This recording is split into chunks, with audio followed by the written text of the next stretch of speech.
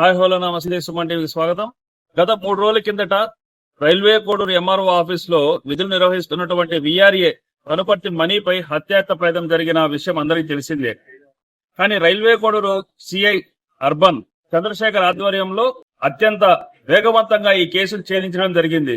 పలు ఆసక్తికరమైనటువంటి విషయాలను కూడా ఈనాడు జరిపినటువంటి పాత్రికేయుల సమావేశంలో ఆయన వివరించారు. వీటన్నిటిపై ఇలా ఏంటి, ఏ విధంగా విఆర్ఏ మనీపై హత్యాయత్నం జరిగిన విషయాలను కూడా మనం ఆయన మాటలో విందాం. అలాగే సీసీ కెమెరాల ద్వారా పర్యవేక్షించి విఆర్ఏ మనీపై హత్యాయత్నం జరిగినటువంటి సన్నివేశాలను కూడా మన సిఐ గారు వివరిస్తారు. దాన్ని మనం చూద్దాం రండి.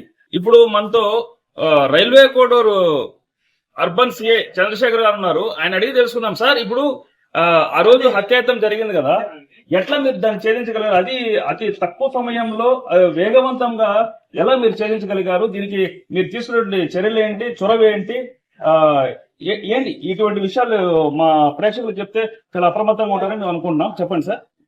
మన కోడూరు పట్టణంలో మనం పోలీస్ తరఫున టౌన్ లో అన్ని ప్లేసుల్లో కూడా కవర్ అయ్యేటట్టుగా, అంటే ముఖ్యంగా కోడూరు టౌన్ అంతా కూడా కవర్ అయ్యేటట్టుగా మనం సీసీ కెమెరాలను ఏర్పాటు చేస్తాం. ఈ సంఘటన జరిగిన వెంటనే మా సిబ్బంది అందరూ కూడా టౌన్ లో మూవ్ అయిపోయి అన్ని కెమెరాలను, ప్రైవేట్ కెమెరాలు అయితేనే మన గవర్నమెంట్ మనం పోలీసు ఏర్పాటు చేసిన కెమెరాలు అన్ని కూడా క్షుణ్ణంగా పరిశీలించి ఎవరైతే విక్టిమ్ ఉన్నాడో విక్టిమ్ అయిన తర్వాత అక్యూడ్ ఫాలో కావడము, ఇవన్నీ కూడా మనం కెమెరాల్లో పెట్టాము. తర్వాత మోటార్ సైకిల్ యొక్క నంబరు అన్ని కూడా మనకు ఆధార్తో సహా దొరికిన దానివల్ల ఈ కేసును త్వరగా ఛేదించడం జరిగింది.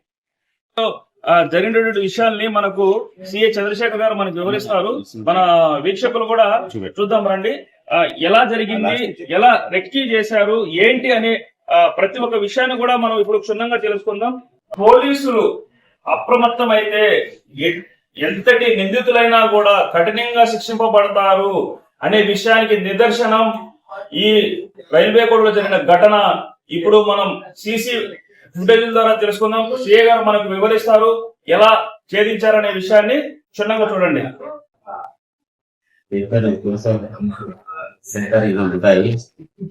ఇక్కడ ఉండి ఇంజూర్డ్ ని వాచ్ చేస్తున్నాడు. ఎవరైతే మనీ ఉన్నాడో ఆయన ఏ షాప్ లో కటింగ్ కోసం పోయినాడు, అక్కడ నుంచి వాచ్ పెడుతూ వాళ్ళ బ్రదర్ కు ఫోన్ చేస్తున్నాడు.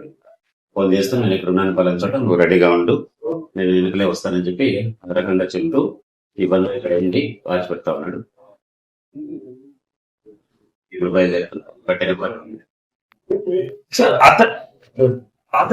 అతనే అని మీరు ఎలా అనుకోగలిగారు? అతని యొక్క క్యాప్ ఏదైతే వాడాడో ఈ క్యాప్ మనకి సీట్ లో అటాచ్ చేసినప్పుడు ఇదే క్యాప్ అక్కడ పట్టడం జరిగింది. క్యాప్ తీసుకుని మనీ ఇంజూర్డ్ ఉన్నాడో అతనికి, తర్వాత ఈ శేఖర్ అండ్ శ్రీవాస్ యొక్క వాళ్ళకు చాలా 2 సంవత్సరాల నుంచి ఉన్నాయి. అదే గ్రామంలో ఒక 2 ఆటోలు, ఒక మోటార్ సైకిల్ కూడా రాత్రి పూట జరిగింది. అదేవిధంగా ఈ శ్రీనివాస్ కూడా వీళ్ళు సొంతూరులో గ్రామంలో మనీ అండ్ అలాగా బాధతో ఉన్నారు. కంప్లీట్ రానివ్వడం లేదు అని, అంటే అక్కడి నుంచి ఫాలో అయ్యి ఇక్కడ ఈ ప్రదేశానికి రావడం జరిగింది. ఏదైతే ఫ్లైఓవర్ బ్రిడ్జ్లతో అటాక్ చేసిన ప్లేస్ స్పీడ్ బ్రేకర్స్ దగ్గర స్లో ముందుగా నేను ప్లాన్ చేసి అక్కడ శ్రీనివాస్ లో కాసుకున్న వెపన్స్ పెట్టుకొని దాడి పెట్టుకొని ఈ కులశేఖర్ ఎవరైతే ఇన్స్టిట్యూట్ ఉన్నాడో అతన్ని ఫాలో అవుతూ వస్తూ అక్కడ అటాక్ చేయడం జరిగే ముందు అంటే ఈ క్యాప్ ఆధారంగా మీరు అక్యూజ్ ని మీరు జరిగింది. అంతేకాకుండా పాత కక్షల నేపథ్యాన్ని మీరు పరిశీలనలో తీసుకొని ఎవరు ఏమీ లేదు, మనం ఏం చేసినా కూడా చెల్లుబాటు అవుతుంది అనే కొన్ని సందిగ్ధంలో కొంతమంది ఉంటారు. కొంతమంది అయితే పోలీసులు ఏం పట్టించుకోలేని కొన్ని సమస్యల్లో ఉంటారు వాళ్ళ పాపము. కానీ పోలీసులు అనుకుంటే ఏదైనా సాధించగలరు. పోలీస్ అంటే అర్థం అనేది చాలా మందికి తెలుసు. కానీ తెలియని వాళ్ళు ఇటువంటి అఘాయిత్యాలకు లోనవుతూ ఉంటారు. వాళ్ళ జీవితాలు కూడా నాశనం చేసుకునే పరిస్థితి ఇప్పుడు ఏర్పడింది. పాత కక్షలు కావచ్చు, లేకపోతే ఇతర ఏ అంశమైనప్పటికీ కూడా ఈ రోజు కొన్ని కుటుంబాలు రోడ్డున పడిన పరిస్థితి అయితే ఏర్పడింది. వీటన్నిటిని ఏదైనా మీకు సమస్య ఉంటే సంబంధిత అధికారుల దృష్టికి కావచ్చు, అలాగే పోలీస్ అధికారుల దృష్టికి కావచ్చు, మనకు ఎస్ఐ, సిఐ, లేకపోతే డిఎస్పి, అలాగే ఎస్పీ, ఇలా ప్రతి స్థాయిలో అధికారులు ఉన్నారు. కాబట్టి ప్రజలారా ఇప్పటికైనా గుర్తించుకోండి.